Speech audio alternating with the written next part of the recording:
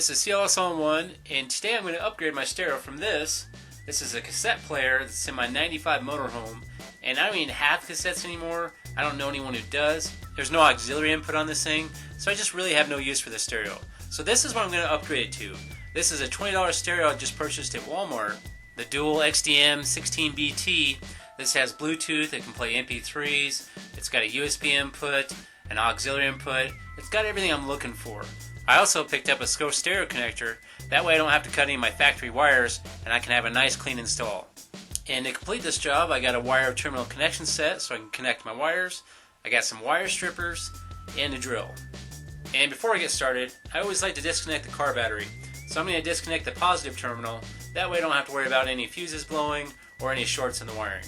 To remove your stereo, sometimes the panels are secured with screws, so you can just use a screwdriver or your drill to remove the panels. In other situations, your dash panels are just secured by clips, and to remove those panels, you want to use dash pry tools.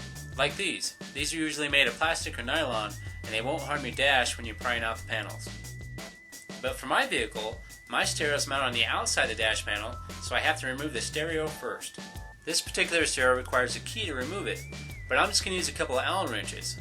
I'm going to stick 2 Allen wrenches on one side here, right through the holes, and pop out one side at a time. Some stereos use a different type of key to remove it. Instead of having a hole, you have a slot.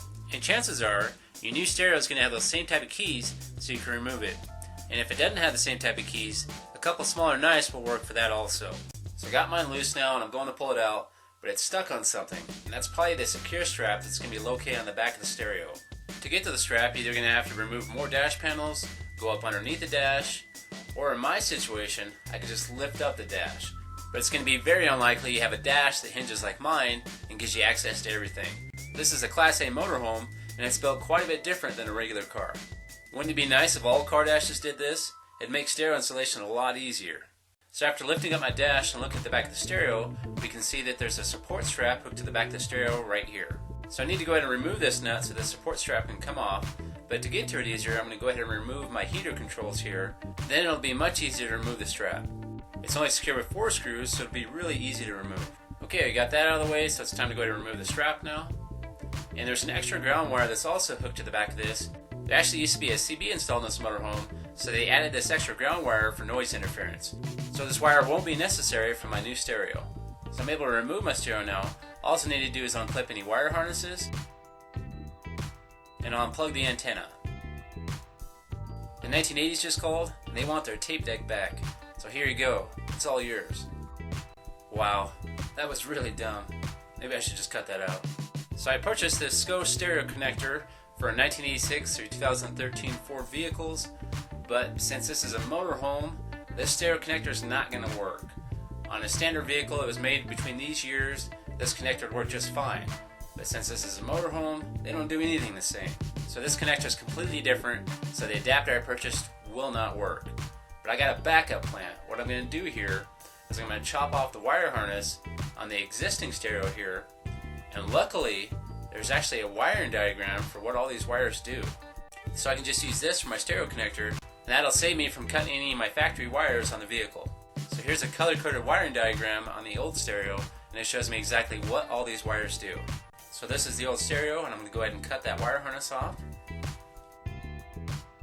And this will now work exactly like a stereo connector. So now what I'm going to do is connect the old wire harness to the new wire harness and match all these color codes.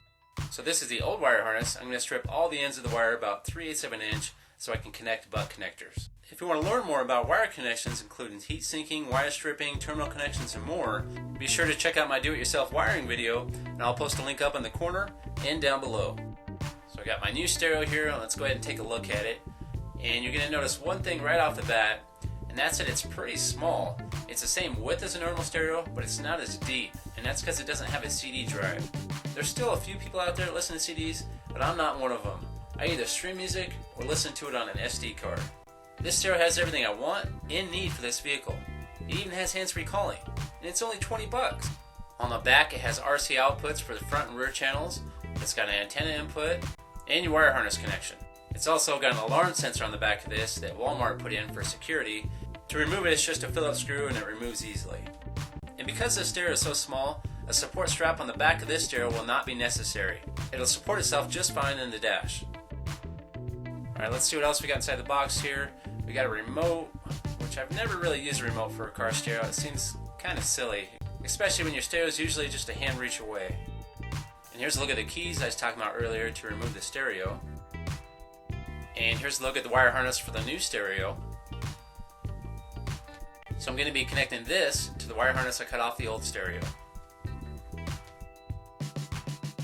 So I need to match the color codes of the new wire harness to the color codes of the old wire harness.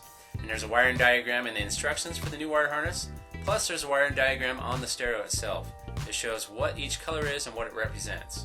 And for any wire connections that you're not going to use, such as a power antenna, you simply just leave that wire unhooked. I don't have a power antenna, so that wire is just going to be left unhooked and insulated. And insulated means it's either going to be taped off or sealed off, so there's no exposed wiring that can cause a short and cause damage to your electrical system. And to make my wire connections, I'm just going to use some terminal butt connections. This is a set I purchased at Harbor Freight for under 10 bucks. And there's a wiring diagram on the inside of this terminal set that shows what gauge wire will work with what connection.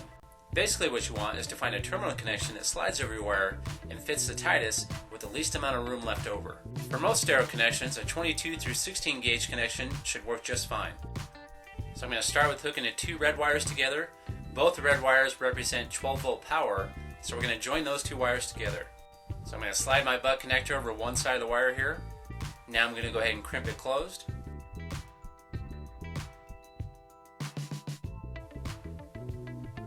After crimping, I'm going to pull on it and make sure it's secure. If it pulls off, you're going to have to redo it.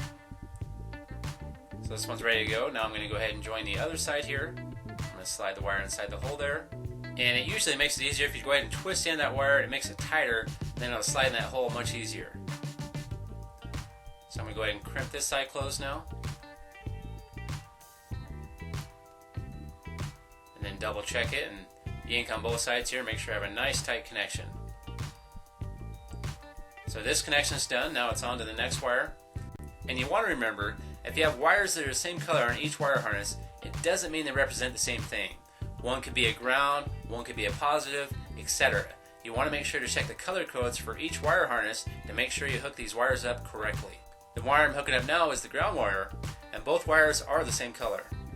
So if you want to continue to make all your stereo connections, a standard stereo connection is going to consist of a 12 volt power, which is direct power to your battery, a 12 volt ignition, which means when you turn your ignition on you get power, a ground wire, and your speaker connections, your front left and right speakers, and your rear left and right speakers. Those are your standard connection settings, but there's some other common connections such as your power antenna, dimmer control, illumination control, but for this stereo install I'm just using the standard connections. Now it's time to install the radio mounting cage. This is actually the old one, so we need to remove it first. To remove it, it's pretty simple. I'm just going to bend it here in the center, and that's going to give me better access to the tabs that I need to push back up. I'm just going to use a small screwdriver and bend all the tabs back up in place so this can slide out. There's usually tabs that secure on the top, bottom, and sides. Once all the tabs are bent back in place, it should pull out fairly easy. Now it's time to install the new one. The cage should be on your stereo already, so you need to go ahead and remove that. There's going to be tabs on each side that you can either use your fingernail or a small screwdriver to slide it off. But be careful not to pull the tabs out too far, or your stereo won't lock in that mounting cage correctly. If you do pull the tabs out too far, just push them back in place by hand, and that should be just fine. Once you have the mounting cage pushed flush with the dash, you want to go ahead and bend those tabs up. You want to bend at least 3 tabs on the top and bottom, and 2 on each side. So by bending these tabs up, this locks the mounting cage in place so your stereo stays nice and secure. Now it's time to connect my wire harness and pull that through the radio opening along with the antenna wire.